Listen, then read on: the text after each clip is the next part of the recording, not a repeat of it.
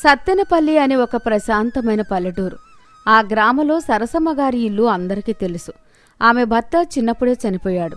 ఆయన విడిచిపోయిన ఆస్తి అంతా ఊరి చివర ఉన్న ఒక పాత పెంకుటిల్లు. దాని వెనకాల ఉన్న ఒక 2 గుంతలు ఖాళీ పెరడు మాత్రమే. ఆ పెరట్లో వంకాయ, బెండకాయ, టమాటో, పచ్చిమిర్చి పండిస్తూ వాటిని రోజూ సంతలో అమ్ముకుంటూ ఎవరినీ చేయి చాచకుండా ఆత్మాభిమానంతో బతుకుతోంది సరమ్మ. ఆ మొక్కలే ఆమెకు పిల్లలు. తనకు ఏమీ లేకపోయినా పక్కింటి వాళ్ళకి ఏదైనా సాయం కావాలంటే ముందుండేది. ఉదయం పొగమంచు ఇంకా విడిపోలేదు. ఉదయం 6 గంటలు. సరమ్మ తన పెరట్లో మొక్కలకు నీళ్లు పోస్తుండగా పక్కింటి సూరమ్మ అరుగుమీద నిలబడి పలకరించింది. ఏంటే సరమ్మ, పొద్దునే లేచి పెరట్లో కుస్తీ పడుతున్నావు? కాస్త విశ్రాంతి తీసుకోవచ్చు కదా. రోజూ ఆ ఎండలో వానలో కష్టపడకపోతే ఏమవుతుంది? విశ్రాంత మనలాంటి పేదవాళ్లకు చావు వచ్చాక ఆ 4 కర్రల మీదే విశ్రాంతి సూరమ్మ. అయినా ఈ భూతల్లి నన్ను కన్నతల్లిలా సాకుతోంది. నేను పెట్టిన గింజలు పచ్చని కూరగాయలై నాకు అన్నం పెడుతున్నాయి. నా భర్త పోయిన రోజున, నన్ను ఎవరూ ఆదరించని రోజున నాకు బతుకు తెరువు చూపించింది ఈ పెరడే కదా. ఇంతకంటే ఏం కావాలి నాకు? సరిగ్గా అప్పుడే పక్కూరు నుంచి ఒక కుర్రాడు సైకిల్ మీద వచ్చాడు. సరమ్మ, మీ తమ్ముడు రమణకు విపరీతమైన జ్వరం వచ్చిందని వెంటనే రమ్మని కబురు తెచ్చాడు. అయ్యో దేవుడా, వాడికి జ్వరమా? వాడికి చూసుకోవడానికి ఎవరూ లేరే.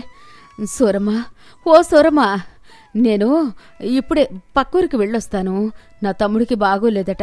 కాస్త నా ఇల్లు, ముఖ్యంగా నా పెరట్లో ఉన్న పిందెలు పోతా చూస్తూ ఉండవే. ఒక వారం రోజుల్లో వాడికి కాస్త కుదుట పడగానే తిరిగి వచ్చేస్తాను. కంగారు పడకు సారమ్మా, నీ మొక్కలకు నీళ్లు పోస్తానులే. నువ్వు ధైర్యంగా వెళ్ళు.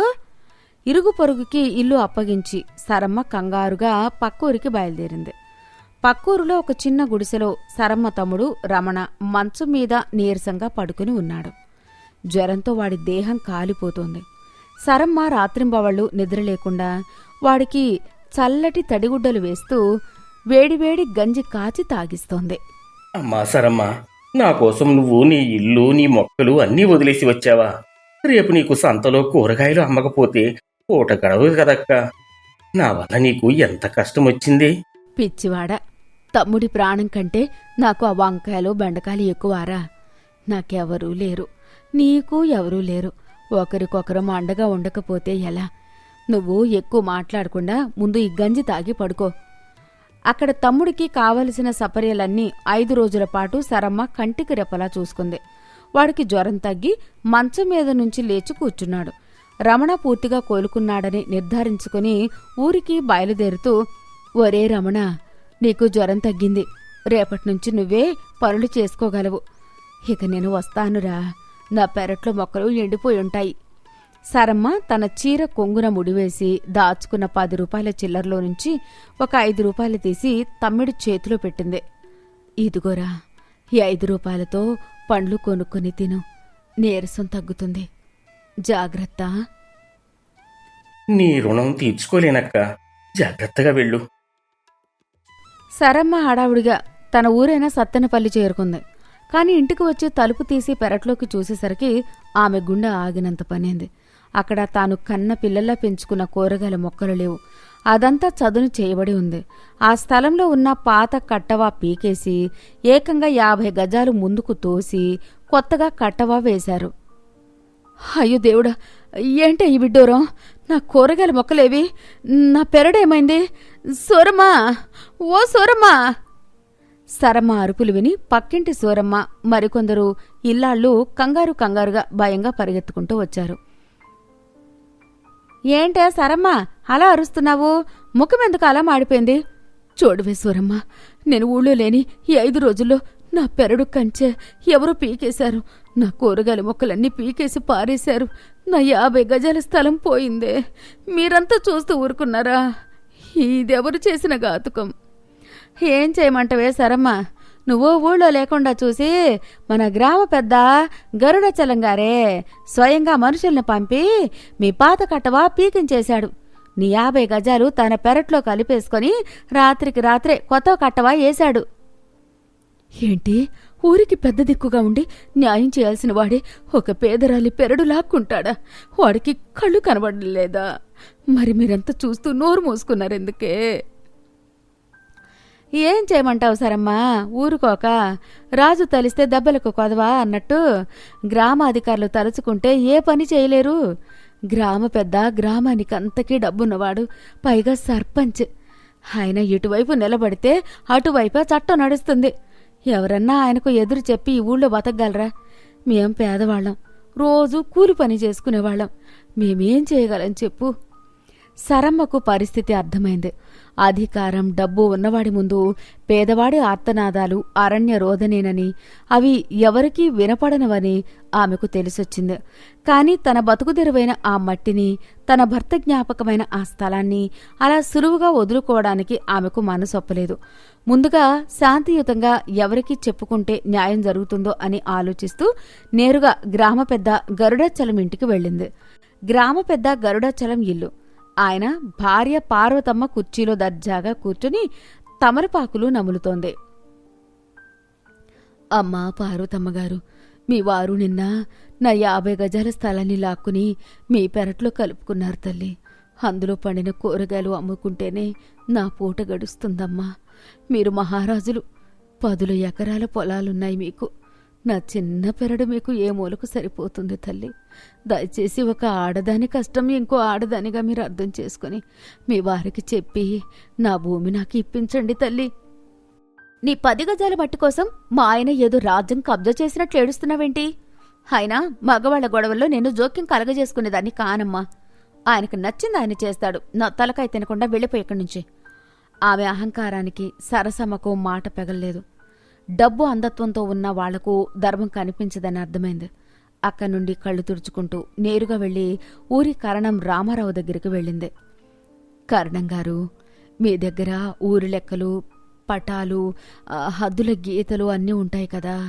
దయచేసి ఆ గ్రామ పెద్దకు నా హద్దులు చూపించి నా భూమి కూడా ఇప్పించండి బాబు. మీరు చదువుకున్నవాళ్ళు. అమ్మో, నన్ను క్షమించు సరమ్మా. తెల్లవారి లేస్తే గ్రామ పెద్ద నేను మొహామొహాలు చూసుకోవలసిన వాళ్ళం. ఆయనతో పెట్టుకోవడం అంటే కొండను తలతో ఢీ కొట్టడమే. నా వల్ల ఏమీ కాదు సుమా. నువ్వు వెళ్ళిపోసారమ్మా. ఏదో పోయింది అని సరిపెట్టుకో. కరణం మాటలతో ఊళ్ళో చట్టం కూడా బలం ఉన్నవాడి పక్షానే ఉంటుందని సరమకు నిశ్చయంగా తోచింది.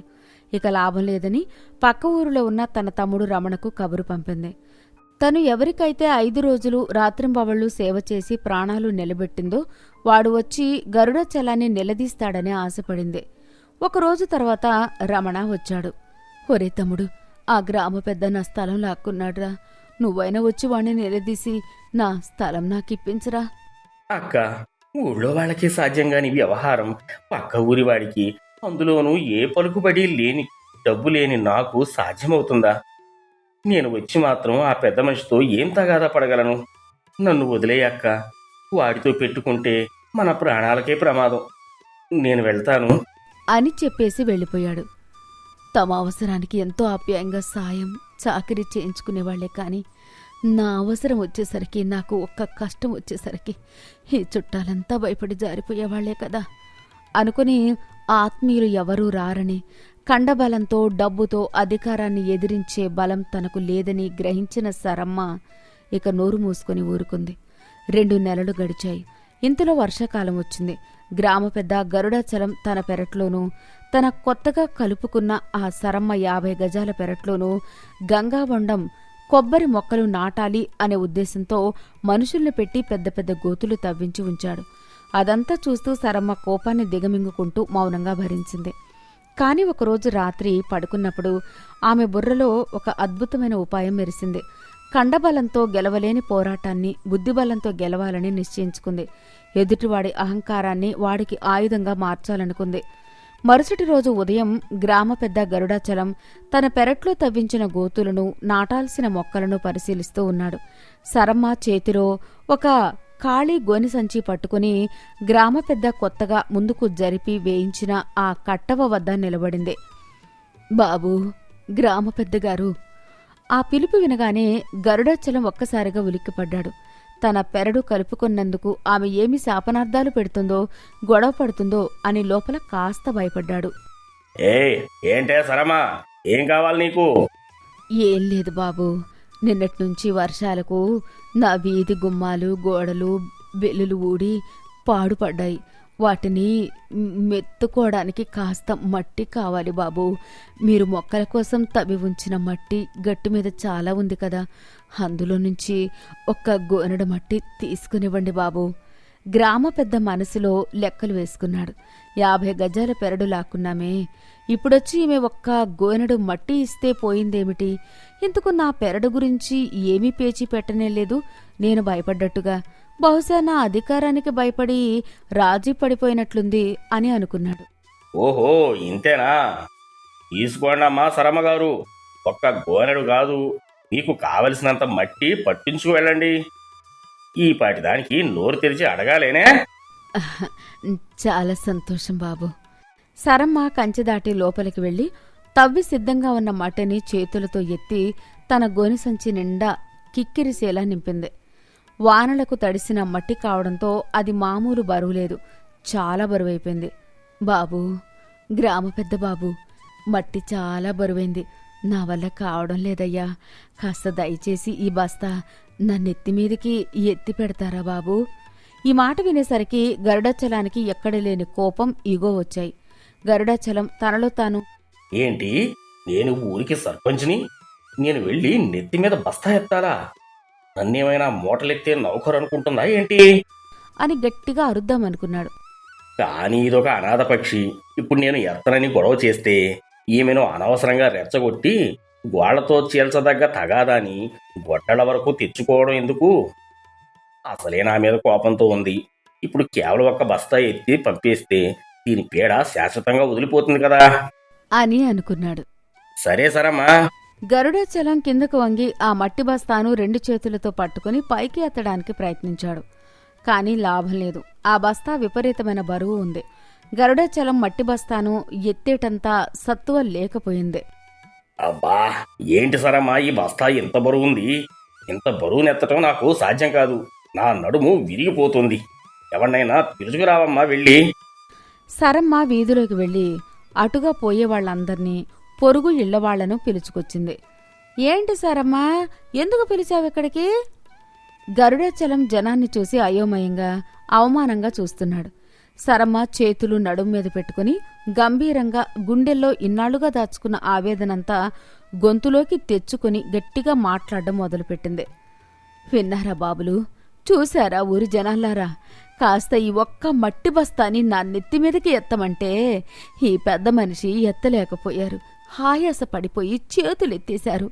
ఏంటి సరమ్మా, దీనికి ఊళ్ళో జనాన్ని పిలవాలా? నేను ఎత్తలేకపోతే ఏంటి?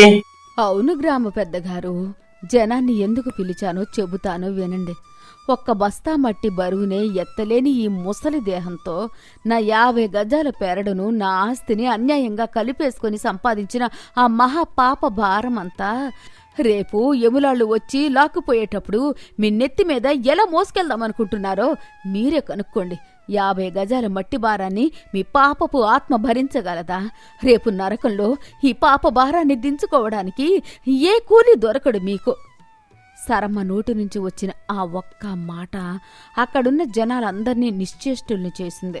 ఒక పేదరాలు ఊరి పెద్ద ముఖం మీద ఉమ్మివేసినట్లుగా అడిగిన ఆ ధర్మబద్ధమైన ప్రశ్నకు ఎవరి దగ్గర సమాధానం లేదు. గరుడాచలానికి ఆ మాటలు చెవుల్లో పిడుగులా మోగాయి. తన అధికారం, డబ్బు అన్నీ ఆ ఒక్క బస్తా మట్టి ముందు, ఒక పేదరాలి నిజాయితీ, ధర్మం ముందు ఓడిపోయాయని వాడికి అర్థమైంది. తాను చేసిన పాపం వాడి కళ్ల ముందు కదలాడింది. అవమానంతో తల దించుకొని ఒక్క క్షణం కూడా అక్కడ నిలబడలేక ఇంటికి వెళ్లిపోయాడు. మరుసటి రోజు ఉదయం ఊరి జనం నిద్ర లేచేసరికి సరమ్మ ఇంటి ముందు రాత్రికి రాత్రే గ్రామ పెద్ద గరుడాచలం మనుషులను పంపి ఆ కట్టవును పీకించి యథాస్థానంలో పాత కట్టవును నిలబెట్టాడు. సరమ్మ 50 గజాల స్థలం ఆమెకు దక్కేలా చేశాడు. ఉదయం సరమ్మ నవ్వుకుంటూ తన పెరట్లోకి వచ్చింది. సూరమ్మ ఆశ్చర్యంగా చూస్తోంది. అమ్మ బాబోయ్ సరమ్మ, నీ మాట దెబ్బకి గ్రామ పెద్ద దిగొచ్చాడే. కట్టవ వెనక్కి వెళ్ళిపోయింది. నీ పెరడు నీకు దక్కింది. ధర్మం ముందు ఆత్మసాక్షి ముందు ఎంతటి అధికారైనా తల వంచాల్సిందే సూరమ్మ. వాడి పాపభారాన్ని వాడికే గుర్తు చేశాను. అంతేకాదు, సరమ్మకి ఇప్పుడు ఒక్క పైసా డబ్బు ఖర్చు లేకుండా గరుడాచలం కొబ్బరి మొక్కల కోసం తవ్వించిన గోతులు ఉచితంగా లభించాయి. ఆ గోతులో గ్రామ పెద్ద నాటుదామనుకున్న సిద్ధం చేసుకుని ఉన్న ప్రకారం అద్భుతమైన గంగావండం కొబ్బరి మొక్కలు సరమ్మగారే స్వయంగా